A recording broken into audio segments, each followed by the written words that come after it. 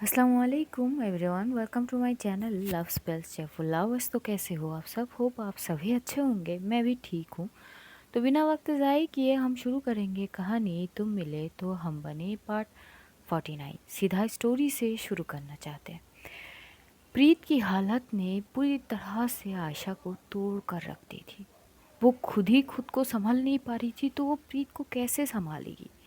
यही चीज़ वो सोच रही थी। उसकी सिर में दर्द होने लगती और प्रीत तो उसकी गोद में सर रख के बस कुछ ही क्षण के लिए अपनी आंखों को बंद कर ली थी। पर जैसे ही वो अपनी आंखों को बंद करती है, उसके कानों में ऐसे लगती है कि सांझ की आवाज़ गूंज रही है।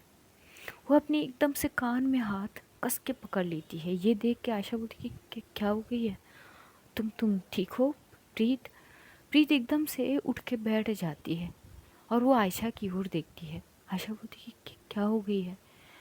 प्रीत एकदम से बोलती कि मुझे ना उनसे बात करनी है।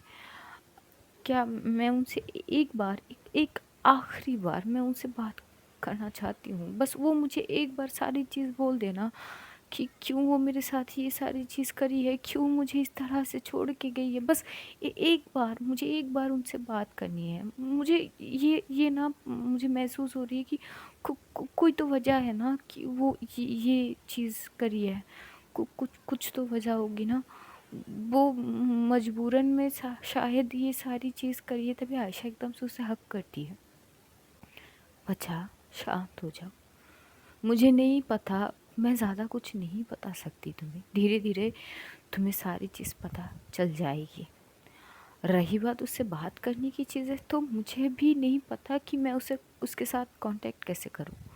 उसने कोई नंबर नहीं दिया है मुझे, और मुझे ये भी नहीं पता कि वो अभी तक पहुंची कि नहीं पहुंची। कुछ नहीं पता। आई स्वेयर, मैं झूठ नहीं बोल रही हूँ। प्रीत चुप हो जाती है। अब वो क्या ही बोलेगी। उसे समझ नहीं आ रही थी कि वो शांत से बात करेगी तो कैसे करेगी। इतनी सारी चीज़ धड़ाधड़ चल रहे थे उसके दिमाग में कि वो बर्दाश्त ही नहीं कर पा रही थी। एकदम से आयशा बोलती, देखो तबीयत पहले से ख़राब है, इतनी भी मत सोचो। तो थोड़ी देर के लिए सो जाओ ना प्लीज़। फिर बोलती कि मैं कैसे सोऊं, मैं कैसे सोऊं? आप बताओ ना। मैं आंखें बंद करती हूँ ना, तो उनका वो फेस मेरे आंखों के सामने आ जाती है। वो जो मुझे बार बार छोरी कह के बुलाती थी ना, वो ना मेरी कान में गूंज रहे हैं। मैं कैसे, मतलब मुझे समझ ही नहीं आ रही है। जैसी ये बोलती है तो एकदम से आयशा उसे फिर से गले लगा लेती है। आयशा के पास इसके अलावा और कोई चीज़ थी ही नहीं कि वो समझाएगी प्रीत को। वो खुद इस चीज़ से परेशान थी और मन ही मन वो जो है सांझ को कोस रही थी कि तूने जो की ना, आई स्वेयर सांझ, मैं तुझे कभी माफ़ नहीं करूँगी, कभी नहीं। अगर इसकी ज़िंदगी ही संवारनी थी तो इस तरह से उसको बिखरते हुए छोड़ के तू नहीं जाती। ये तूने बहुत गलत करी है और मैं तुझे कभी माफ़ नहीं करूँगी, कम से कम इस गलती के लिए तो कभी नहीं। और बहुत मुश्किलों के बाद प्रीत थक के, क्योंकि वो बहुत रो थी, उसकी आवाज़ पूरी तरह से ख़राब हो चुकी थी, गला बैठ चुकी थी, वो शब्द उसके क्लियर नहीं थे जो आयशा उसे बहुत अच्छे से हैंडल करती है। और एक समय ऐसे आते हैं कि प्रीत सो जाती है। आयशा की शोल्डर पे सर रखते हुए आयशा थोड़ी सी भी हिलती नहीं कि वो हिलेगी तो प्रीत की नींद टूट जाएगी। आयशा प्रीत की ओर देख रही थी बड़ी मासूम के साथ, और जिस कंडीशन उसकी हो चुकी थी, उसके आंखों में आंसू अपने आप ही आ जाते कि क्या से क्या बना दी। अगर उसके साथ ये सारी चीज़ें ही करनी थी तो नहीं लानी चाहिए थी सांझ उसको साथ में। ये सब कुछ करने की कोई ज़रूरत ही नहीं थी। किसी को ज़मीन से लेकर आसमान तक पहुंचाना और वहाँ से धड़ाम से छोड़ देना और वो आके सीधा ज़मीन पे पटकना, इससे ज़्यादा दर्दनाक चीज़ होती ही नहीं है। या तो आप उसे ज़मीन से उठाओ ही नहीं, उसे उसकी हालात पे रहने दो, और अगर ज़मीन से आसमान तक उसको चढ़ाओ तो तो वैसे रखो, और अगर नहीं रख पाओ तो उठाया भी मत करो। लगभग 1 घंटे होंगे जो प्रीत है वो आयशा की शोल्डर पे सो रही थी कि एकदम से उसकी नींद टूटती है, और जैसे टूटी वो देखती है आयशा ने एक हाथ से प्रीत की सर को बहुत अच्छे से संभाल के रखी थी। तभी प्रीत बोलती कि दी आप सोई नहीं। प्रीत की आवाज़ पूरी तरह से ख़राब हो चुकी थी। आयशा बोलती, एक तो गले से सुर निकल नहीं रही है, तुम्हारी आवाज़ ठीक से मुझे समझ भी नहीं आ रही है, क्या कर दी हो? हाँ, गला पूरी बैठ चुकी है। एकदम से प्रीत बोलती कि गले का क्या है दी, ये तो ठीक हो जाएगी, पर जो दर्द हो रही है उसका क्या करूँ मैं? ये दिल भी बड़ी अजीब सी चीज़ है, अपनी सुनती ही नहीं है। इसको दर्द भी बेशुमार होते हैं और सारी चीज़ अपने हिसाब से ये करते हैं, तकलीफ़ हमें पहुंचती है। कसूर इसके है और सज़ा हमें मिल रहा है। आयशा चुप हो जाती है, बोलती कि बस बहुत हुआ, एक तो ना तुम्हें डॉक्टर के पास लेके जानी है मुझे। प्रीत मना कर देती है, बोली कि दी मुझे डॉक्टर के पास नहीं जानी है। आयशा बोलती कि ये सब करने से क्या हो जाएगी प्रीत, तुम्हारी ये सारी चीज़ करने से क्या सांझ वापस आ जाएगी? मैं चाहकर भी सांझ को वापस नहीं ला सकती, समझा करो प्लीज़। आगे पूरी ज़िंदगी पड़ी है तुम्हारी, तुम्हें डॉक्टर बननी है, और ये सारी चीज़ों को एक साइड में रखो। माना कि हाँ ठीक है, वो तुम्हारी ज़िंदगी से जुड़ी है, एक अहम हिस्सा है, आई नो दैट, मुझसे भी जुड़ी है वो, पर उसकी चीज़ों को, ये सारी चीज़ों में मैं अपनी ज़िंदगी कुर्बान नहीं कर सकती। समझदार बनो। मोहब्बत में इतनी खुमार में पागल मत हो जाओ कि खुद को ही भूल जाओ तुम। अपनी फोकस से मत हटो प्रीत। मुझे नहीं पता सांझ ने क्या करी है क्या नहीं करी है, पर हाँ एक चीज़ उसने बार बार कही है कि वो कभी नहीं चाहेगी कि उसके कारण तुम्हारी चीज़ों पे कोई भी रुकावट आए। इसका मतलब समझ रही हो तुम? हाँ, कहीं ना कहीं उसको तुम्हारी चीज़ों की फ़िक्र थी, तुम्हारी फ्यूचर। तभी एकदम से प्रीत बोलती कि कौन सी फ्यूचर दी, सब कुछ अकेले ही तो सोच लिए है वो, मुझसे तो बात ही नहीं करी। एक बार मुझसे पूछ लेते ना। और फ्यूचर, अगर वो साथ होते तो और भी अच्छे होते। अगर वो साथ नहीं है तो ना तो हिम्मत है और ना ही हौसला बुलंद। अब आगे बढ़ूं तो कैसे बढ़ूं? एक कदम बढ़ाऊंगी तो 4 कदम मुझे पीछे जानी पड़ेगी दी। आशा को थोड़ी गुस्सा आने लगती है और वो बोलती कि प्रीत बस करो तुम, यार प्यार में क्या रखा है? ये सब कुछ थोड़ी सी साइड में रखो ना, अपनी ज़िंदगी के लिए सोचो, अपनी फ्यूचर के बारे में सोचो। तुम्हें डॉक्टर बनना है, उस वे में सोचो। ये सुकून है प्यार में, सोच समझ के नहीं करी थी दी सच में। और सच में मैं ये बात कहती हूँ कि अगर पता होती ना कि मोहब्बत में इतनी दर्द महसूस होती, इतनी दर्द होती है, इतनी तकलीफ़ होगी मुझे, तो मैं कभी नहीं करती। पर ये दिल है कि मेरी बात सुनी ही नहीं है, सारे हद पार कर लिए और आज इसका सज़ा मुझे मिल रही है। मैंने पता नहीं बस मोहब्बत ही तो करी थी, पर कोई गलती तो नहीं की थी। जहाँ तक मुझे पता है मोहब्बत करना गुनाह तो नहीं है, ना ही गलती। आयशा को, प्रीत को इस सारी चीज़ों से थोड़ी सी साइड करनी थी। बोलती कि बस बहुत सुन लिया मैंने तुम्हारी, अब मुझे कोई शब्द नहीं सुननी, खास करके सांझ के बारे में। मुझे नहीं पता क्यों किया क्या किया, पर जो किया उसकी मैटर है। अब तुम मेरी बात सुनो, चलो पहले फ्रेश हो। और लेके जाती है उसको, फ्रेश वगैरह कराती है। और प्रीत बहुत वीक पड़ चुकी थी, ये चीज़ समझ आ रही थी आयशा को, और आयशा की खुद की हालत ठीक नहीं थी, पर वो लगी पड़ी थी प्रीत को संभालने में।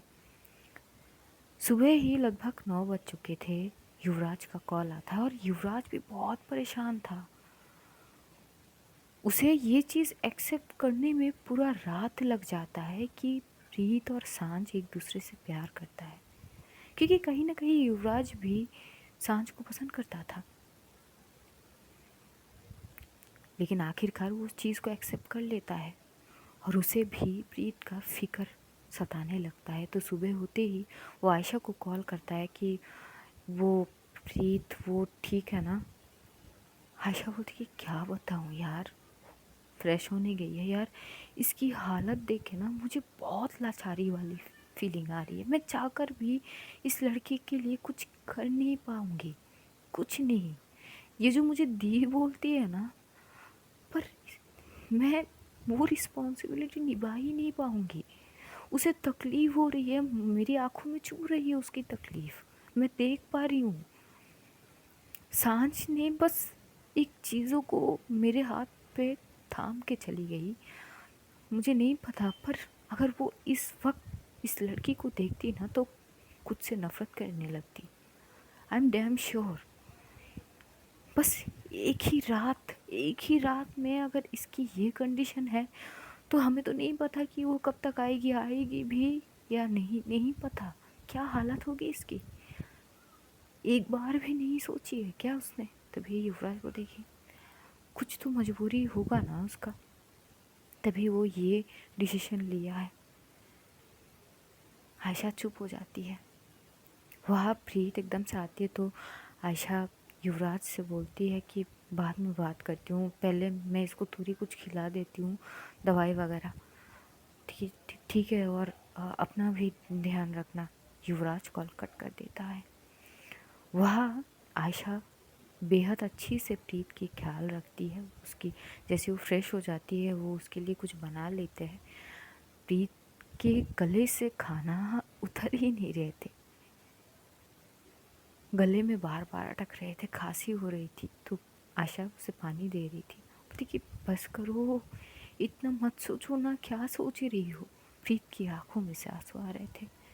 खाना तो खा रही थी पर प्लेट में वो पानी, आंसू की बूंदें गिर रहे थे। आशा को तकलीफ तो बहुत होती है पर हौसला देने के लिए कुछ नहीं होती उसके पास। प्रीत एकदम से बोलती कि बोदी मैं खाने की कोशिश तो कर रही हूँ पर खाना गले से नीचे उतर ही नहीं रहे हैं।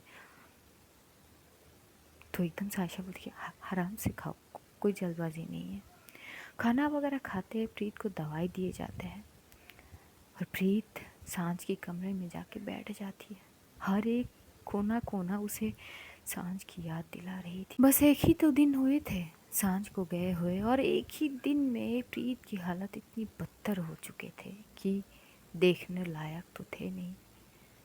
प्रीत सांझ के कमरे के इर्द गिर्द घूम रही थी और उसके आंखों से बस आंसू गिर रहे थे। दरवाजे पे खड़ी आयशा, वो बेबस थी, लाचार थी, कुछ नहीं कर सकती थी कोसने के अलावा सांझ को। बस यही बोलती कि क्या कर दी तूने। एक हंसती खिलती खिलखिलाती चेहरे पर ये उदासी और ये आंसू, ऐसी तो नहीं थी सांझ तू, क्या कर दी है तूने, कैसे संभालूंगी मैं इसको। आयशा बेहद परेशान थी प्रीत को लेके। उसे समझ नहीं आ रही थी कि आगे वो क्या करेगी, ऐसा क्या करेगी जिससे प्रीत थोड़ी सी नॉर्मल हो जाए और वो अब सांस से थोड़ी सी हट के अपनी चीज़ों पे ध्यान दे। नहीं समझ पा रही थी और धीरे धीरे प्रीत की तबीयत और ज़्यादा ख़राब होने लगती है। खाना वो खा नहीं पा रही थी, कोशिश करती है ज़रूर पर खा नहीं पा रही थी। आयशा बहुत परेशान थी। युवराज भी आता है, देखते हैं कंडीशन, पर युवराज के पास भी कोई सल्यूशन था नहीं। वो खुद शौक था सारी चीज़ों में। और इस बीच एक दो दिन बीत जाते हैं, सांझ की कोई भी खबर नहीं आती है।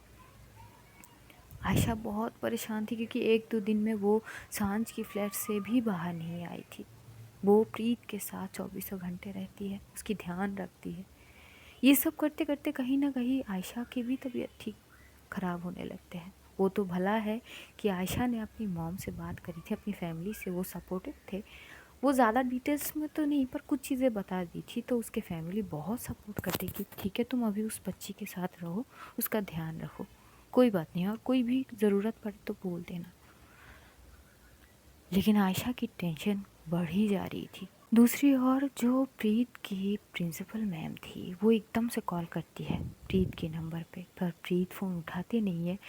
तो आयशा फ़ोन उठाती है, थोड़ी बहुत बात होती है। तो बात करते करते ये पता चलता है प्रीत ने बेहद अच्छी रैंक से पास करे थे, कॉलेज के मान तो वैसे ही बढ़ गए थे। तो उसी के सम्मानित करने के लिए एक फंक्शन जो है रखे गए थे, जहाँ पे प्रीत के लिए स्पेशली कॉलेज की तरफ से। तो वो फंक्शन में उसे आनी तो ज़रूर पड़ेगी। आशा बात वगैरह करके ठीक कर लेती है कि हाँ कल लेके आएगी वो बोल तो दी थी, पर सोच रही थी कि क्या प्रीत जाएगी। और जैसे ही वो प्रीत से बात करती है, प्रीत सीधा मना कर देती कि मुझे कहीं पे भी नहीं जानी। आशा थोड़ी सी गुस्सा हो जाती है और उसे डांट लेती है। प्रीत एकदम शांत होके आशा की बात सुनती है।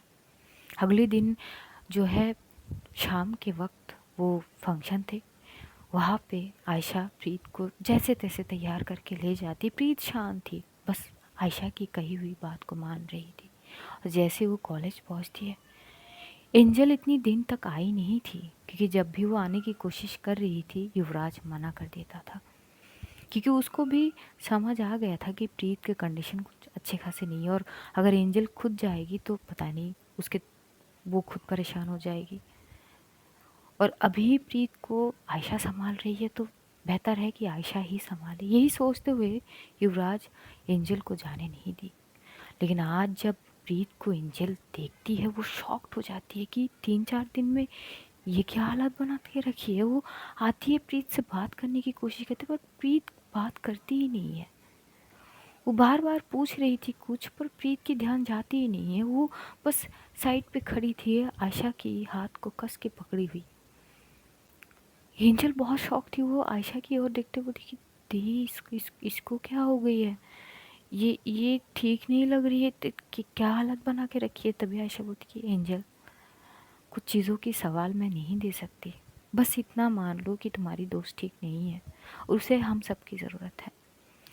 अ, पर दीदी, हुआ क्या है, नहीं बताओगे तो कैसे। और वहाँ पे योगेश भी आता है, और योगेश भी शॉक्ड। किसी को ये समझ नहीं आ रही थी कि जो लड़की पार्टी में इतनी खुश थी, इतनी खुश मिजाज के साथ वो पूरी पार्टी एंजॉय करी है, हंस के खिलखिलाते मस्ती मजाक में, आज 3-4 दिन के बाद उसकी मानो कि पूरी दुनिया ही उजड़ गई है। ना चेहरे पे हंसी है, ना चेहरे पे वो होते हैं ना चमक, वो भी नहीं है।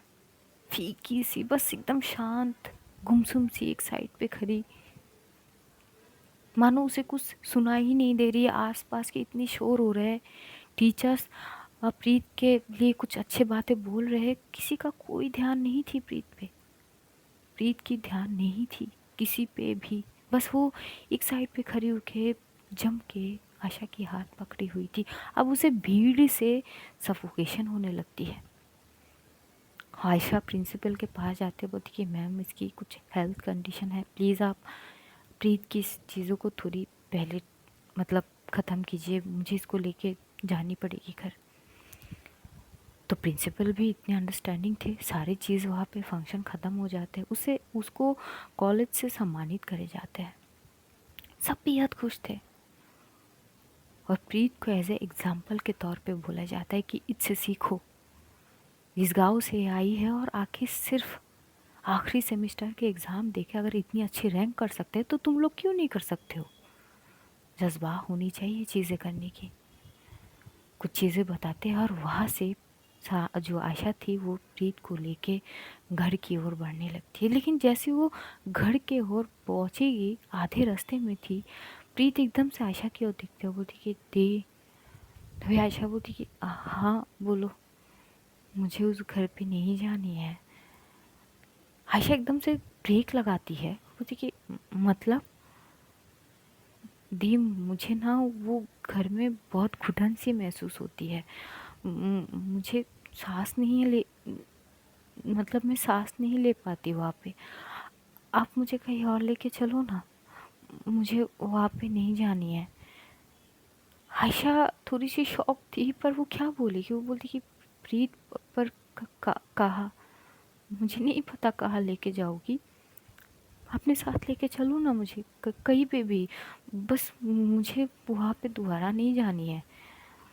मुझे हर एक चीज़ से वो उनकी याद आती है, उनकी चीज़ें उनकी आहट है, उनकी वो सारी, तभी एकदम से वो चुप होने लगती है, वो पैनिक होने लगती है। आयशा एकदम से होती है, ठीक है, रिलैक्स रिलैक्स, हाइपर मत हो, ठीक है, एक काम करते हैं। वो गाड़ी को टर्न करती है, टर्न करते वो अपने घर लेके जाती है प्रीत को। आयशा के घर में प्रीत के बारे में पूरा ना सही पर बहुत कुछ पता थे। वो प्रीत को वहाँ पे जैसे ही ले जाती है तो जो आयशा की मॉम थी वो बेहद अच्छी थी और वो प्रीत को एकदम से हक कर लेती है। वो देखिए इस बच्ची की क्या हालत बना के रखी इसने, तो एकदम से आयशा बोलती कि मम्मी बस इसको संभालो थोड़ी देर के लिए, मैं इसकी कपड़े वगैरह लेके आती हूँ उस घर से, आप तब तक संभाल लोगी ना। तो आयशा की माँ बोलती कि ठीक है बेटा, जल्दी आ जाना। बोलती कि हाँ। और आयशा प्रीत की ओर देख के बोलती कि मम्मी के पास रुको, ठीक है, मैं आती हूँ कपड़े वगैरह लेके। वो जैसे ही जाने लगेगी तभी प्रीत बोलती कि वो चिट्ठी भी ले आना। आयशा देखती है पर कुछ नहीं बोलती है। वो वहाँ से आती है सांझ की फ्लैट में, वो प्रीत की सारे कपड़े पैक करती है, सारे, कुछ नहीं छोड़ती है। और प्रीत ने जो कही है सांझ की चिट्ठियाँ वो सारी भी लेती है।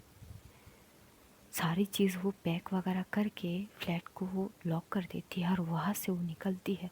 निकलते हुए अपने घर आती है। रास्ते पे बस उसकी आंखों से आंसू गिर रहे थे और सांझ के ऊपर गुस्सा बहुत आ रही थी।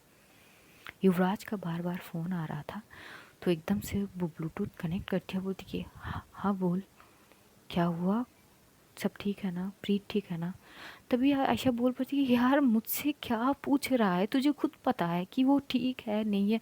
मेरी दिमाग फटी जा रही है, मैं कितनी दिन से ऑफिस नहीं गई हूँ, कब तक मैं चीज़ों को संभालूँ, एकदम से ऐसे मेरे ऊपर सारी चीज़। तभी युवराज बोलती कि शांति, आराम से, अब हम इसमें क्या कर सकते हैं। बोलती कि तू क्या कर सकता है, सब कुछ तो मुझे संभालनी पड़ रही है ना। इधर मैं किसको दिखाऊँ अपनी चीज़ें। वो लड़की, उसकी हालत ऐसी है कि मैं खुद को संभालूँ या उसको। फिलहाल मुझे मैं ही नज़र नहीं आ रही हूँ, मुझे केवल वो लड़की नज़र आ रही है पूरी तरह बिखरती हुई। कुछ दिन में उस लड़की की हालत क्या हुई है और आगे मैं कैसे क्या करूँगी युवराज। कर लेंगे ना यार साथ में। और अगर सांझ ने हमें कोई जिम्मेदारी दी है तो यार दोस्त के नाते निभानी तो बनती है। वो तभी थोड़ी सी आयशा को चिढ़ होती है और बोलती कि तू फ़ोन रख, मुझे ना तुझसे कोई भी बात नहीं करना और अब इंटरेस्ट भी नहीं है, और वो डिस्कनेक्ट कर देती है। वहाँ से वो पहुँचती है अपनी घर और जैसे वो अपनी घर पहुँचती है देखती है जो आयशा की मॉम थी प्रीत सोफे पे लेटी हुई थी, वो उनके बगल में बैठी थी और प्रीत के सर पे सहला रही थी और प्रीत आराम से सो रही थी। ये देख के थोड़ी सी तसल्ली होती है। आयशा आती है, बैग वगैरह को साइड करती है, थक बहुत गई थी और वाकई वो दूसरे साइड पे सोफे पे बैठ जाती है। आयशा की मॉम देखते हुए थी, क्या हुआ बेटा।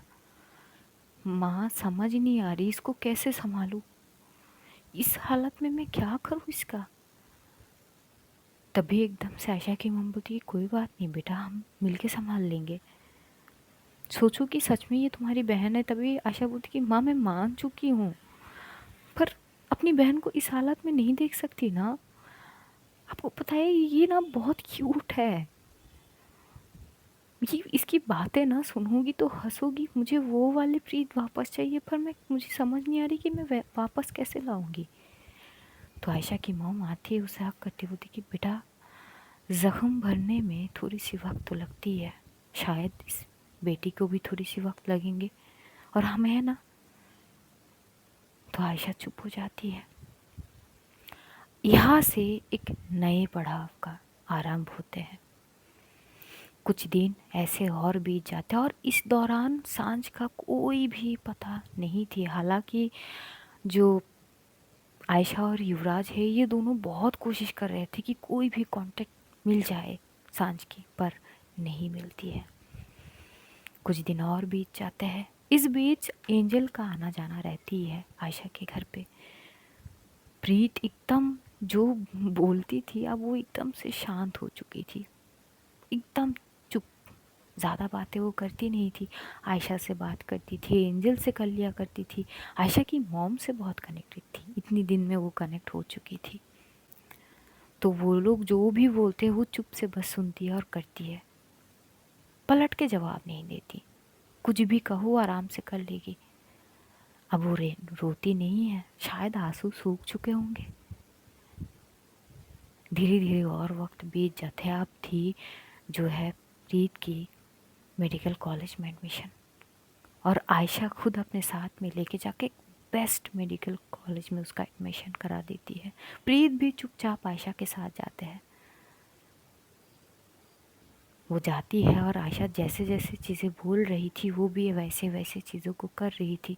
पलट के कुछ नहीं बोलती कि नहीं मुझे नहीं करना है, कोई वर्ड्स वो नहीं बोलती है। आयशा एडमिशन करा देती है, बोलती कि बस मेरे साथ रहो और प्लीज़ तुम्हें डॉक्टर बनते हुए देखना चाहती हूँ। करोगी ना मेरे लिए, बनोगी ना डॉक्टर? प्रीत आयशा की ओर देखती है और उसे हक करती है, बन जाऊंगी। आयशा एकदम से कस के गले लगा ली थी। आयशा को बहुत दर्द महसूस हो रही थी प्रीत को इस कंडीशन में देखते हुए, बहुत। प्रीत तो नहीं रो रही थी, पर आयशा ज़रूर रो रही थी। प्रीत एकदम से पीछे होती है, आयशा की आंखों से आंसू पोंछते हुए कि दी, बन जाऊंगी डॉक्टर, आप परेशान मत होइए, शिकायत का मौका नहीं दूंगी, अच्छे से पढ़ाई करूंगी। आयशा शॉक थी प्रीत की इस बदलाव को देख के। ये तो नहीं चाहती थी, लेकिन कहीं ना कहीं वो दूसरी वे में भी सोचती कि हाँ ठीक है, कम से कम अपनी चीज़ों पे तो ध्यान दे रही है। और इस दौरान विंदा को भी चीज़ें पता चल चुकी थी कि जो सांझ थी वो लंदन जा चुकी थी, जिस चीज़ से पुष्पा जी और यश बहुत परेशान थे। सरपंच जी को भी पता थे, पर उन सारी चीज़ों में वो कोई रिएक्शन देते ही नहीं है। सांझ का को कांटेक्ट ना हो पाना, यश और पुष्पा जी बहुत परेशान थे। आयशा से लगातार बातें वगैरह चल रहे थे कि कोई कांटेक्ट हुआ, कुछ भी हुआ, पर कोई जवाब नहीं दे सकती थी आयशा। प्रीत की एडमिशन हो चुकी थी और देखते देखते 3 साल बीत चुके थे। 3 सालों में बहुत सी चीज़ें बदली, बहुत सी चीज़ें। आयशा प्रीत को ऐसे ट्रीट करती है जैसे वो खुद की बच्ची को संभाल रही है, बिल्कुल वैसे। उसके लिए कंसर्न, उसकी फ़िक्र, सब कुछ। इन 3 सालों में आयशा प्रीत की बेहद अच्छे से ध्यान रखती है। बहुत सी चीज़ बदली तो थी इन 3 सालों में। एंजल और प्रीत की दोस्ती नहीं बदली है। एंजल अब पूरी तरह से प्रीत को समझ चुकी थी। वो ये समझ गई थी प्रीत भले ही पहले जैसी नहीं थी, पर प्रीत का साथ नहीं छोड़ती है। वो अपनी दोस्ती को बरकरार रखती है। प्रीत डॉक्टर बन चुकी थी, बस इंटर्नशिप बाकी थी उसकी, और उसी के लिए वो लग चुकी थी। एक दिन शाम को आयशा अपने ऑफिस में बैठी हुई थी। वो कॉल करती है घर पे। जैसे कॉल करती तो उसकी मॉम उठाती है और बोलती कि बेटा वो प्रीत तो है नहीं, कहाँ रह गई वो, मैं कब से उसके लिए इंतज़ार कर रही हूँ, अभी तक खाना नहीं खाई मैंने। तभी एकदम से आयशा होती कि क्या बोल रही हो माँ, वो नहीं आई क्या घर पे? नहीं, इतनी देर तो कभी नहीं होती, कहाँ है वो? तभी एकदम से जो आयशा है उसे याद आती है कि आज एक स्पेशल डे है, और वो एकदम से खड़ी होती है, अपनी केबिन से बाहर होती है। वो प्रीत की फ़ोन पे बार बार कॉल कर रही थी, प्रीत फ़ोन उठा नहीं रही थी। तो एकदम से वो एंजल की फ़ोन पे कॉल करती है। एंजल जो है 2 ही रिंग पे उठाते होती कि आशा दी होती कि कहाँ हो तुम लोग, कहाँ है वो? दी हम तो हॉस्पिटल में हैं। हॉस्पिटल पे हो मुझे पता है, पर वो कहाँ है? मैं उसको कब से कॉल कर रही हूँ, मम्मी उसके लिए इंतज़ार कर रही है, वो जब घर पहुँचेगी तो खाना खाएगी, वो कहाँ है? तभी एकदम से जो एंजल बोलती कि दी मैं तो मतलब, बोलती कि क्या मैं तो क्या, बोलती कि दी मैं तो वो चिल्ड्रन साइड पे हूँ। अब प्रीत तो पता नहीं, बोलती कि क्या पता नहीं, उसका अलग सेक्शन है, वो अलग साइड देख रही है, मुझे नहीं पता। एक मिनट मैं उसके साइड में जाके देखती हूँ, तो जैसे ही वो उसके साइड पे जाती है, प्रीत वहाँ पे थी नहीं। तो वहाँ पे भी जो और नर्स वगैरह थे वो पूछते कि वो कहाँ है, तो वो बोलती कि वो मैम मैम तो कब की जा चुकी है। ये सारी चीज़ आयशा सुन रही थी और वो बोलती कि शिट, फिर से नॉट अगेन प्रीत, और वो कॉल को डिस्कनेक्ट करती है। डिस्कनेक्ट करते हुए आयशा अपनी ऑफ़िस से निकलती है, और ये वही ऑफ़िस थी, हालांकि अब थोड़ी सी ज़्यादा डेवलप कर चुकी है, थोड़ी बहुत चेंजेस। वो जाती है अपनी कार को लेके, एकदम से स्टार्ट करके जा रही थी। युवराज का कॉल आता है और बोलती कि यार कितनी बिजी हो गई है, कम से कम बात तो कर ले मुझसे। तभी आयशा चिल्ला पड़ती कि यार तू और तेरी ये सारी चीज़ कब ख़त्म होगी, मैं ऑलरेडी चीज़ों में फंसी हूँ, पता नहीं मुझे प्रीत नहीं मिल रही है। तभी युवराज बोलती है अरे प्रीत प्रीत प्रीत, 3 सालों में मतलब एक वक्त ऐसा नहीं हुआ आयशा कि तेरे मुँह से प्रीत की मतलब जिक्र हुई नहीं। हर बार तो प्रीत के बारे में बात करती रहती है, प्रीत ने ये किया, वो ये किया, वो इतनी अच्छी करी, वो इतनी अच्छी। तभी एकदम से आयशा, ठीक तुझे क्या दिक्कत है युवराज, क्या दिक्कत है। तो युवराज चुप हो जाता है। तो युवराज एक थोड़ी देर में बोलती कि पता है ना आज कौन सी दिन है। तो एकदम से आयशा बोलती कि उसी बात से परेशान हूँ मैं, पता है आज सांझ की बर्थडे है, मुझे पता है युवराज, याद दिलाने की ज़रूरत नहीं है। युवराज चुप हो जाता है। आयशा कॉल डिस्कनेक्ट करते अपनी कार की स्पीड को और बढ़ाती है और वो जा पहुँचती है सांझ की फ्लैट पे। जैसे ही वो पहुँचती है, वो जो वॉचमैन था वो देखता है और वो एकदम से बोलती कि मैम वो मैडम है। आयशा समझ जाती है कि कौन सी मैडम की बात कर रहा है। वो जाती है फ्लैट के अंदर और जाते ही वो कॉलिंग बेल देती है। As usual no response. उसे पता थी कि डुप्लीकेट की कहाँ पे रखे जाते हैं। वो वहाँ से की लेती है, दरवाज़ा ओपन करती है। दरवाज़ा जैसे ओपन करती है तो देखती है पूरा घर अंधेरे में थे। मानो कि आयशा को पता थी कि जो प्रीत है वो सांझ के कमरे में ही मिलेगी। वो सीधा वहीं पे पहुँचती है। जैसे वो दरवाजे को थोड़ी सी साइड करती है, जो प्रीत है वो बैठी हुई थी बेड के एक साइड पे, चुप होके कुछ नहीं बोल रही थी, बस एक साइड पे बैठी हुई थी। आयशा एक लंबी सांस लेती है, जाके प्रीत के साथ बैठती है और बोलती कि फिर आ गई क्या, मतलब तुम्हें यहाँ पे आके क्या मिलती है, मुझे ये समझ नहीं आ रही है। हफ्ते में 1-2 दिन तुम यहाँ पे आ ही जाती हो, मना करी हो ना कि मत आया करो। प्रीत आयशा की ओर देखती है और एकदम से वो आयशा की गोद में सर रख के सो जाती है। बोलती कि क्या है नदी, यहाँ पे आके मुझे सुकून मिलती है। प्रीत तुम्हें पता है मुझे ये सब पसंद नहीं है, मैं मना कर रही हूँ तुम्हें हर चीज़ की, सब मान ली तो पर यही एक बात क्यों नहीं मानती हो। दे थोड़ी देर फिर चल लेंगे। आयशा चुप हो जाती है और वो प्रीत की सर पे सहलाने लगती है। लगभग 1 घंटे तक वो वहीं पे रुकते हैं और उसके बाद प्रीत अपनी सर उठाती है और बोलती कि आप चलो। आयशा कुछ बोलने की हालत पे थी नहीं। वो प्रीत के हाथ को थामती है और वहाँ पे एकदम से ये लोग दरवाज़ा लॉक करके लिफ्ट साइड पे जाती है। पुरानी चीज़ें आयशा याद करती है कि किस तरह से प्रीत डरती थी लिफ्ट से चढ़ने में, और अब की प्रीत ये थी कि वो स्ट्रेट खड़ी होके बस चुप होके शांत थी, स्ट्रेट कुछ नहीं बोल रही थी।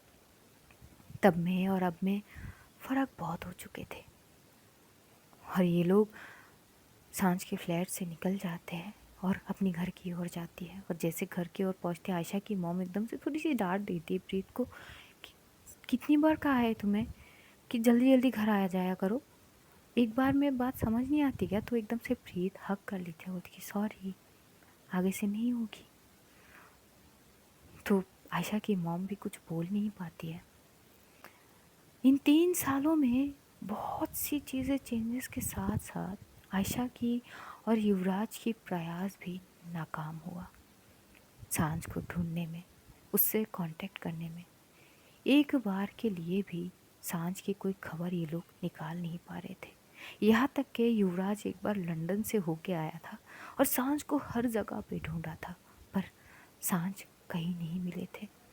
इन 3 सालों में वृंदा और प्रीत की मम्मी कई बार आ चुके थे, लेकिन वो आए तो थे पर प्रीत उनसे ज़्यादा बात करे नहीं थे, यहाँ तक कि वृंदा से भी नहीं, मानो कि शायद नाराज़ हो। और ये सारी चीज़ वृंदा देखती और ये लोग आना जाना बंद कर दिए थे। बस फ़ोन में खबर ले लेती थी कि वो ठीक है कि नहीं, क्या है क्या नहीं। आज हम कहानी यहीं पे ख़त्म करते हैं, जानेंगे अगले एपिसोड में कि क्या होते हैं। तब तक अपना ध्यान रखिए, अपनों का ध्यान रखिए, ढेर सारा प्यार बांटिए, खुश रहिए, खुशियाँ बांटिए। Love you all guys, see you soon. बहुत जल्द फिर मुलाकात होगी, तब तक के लिए खुदा हाफिज़, bye bye, tata, good night guys, take care all.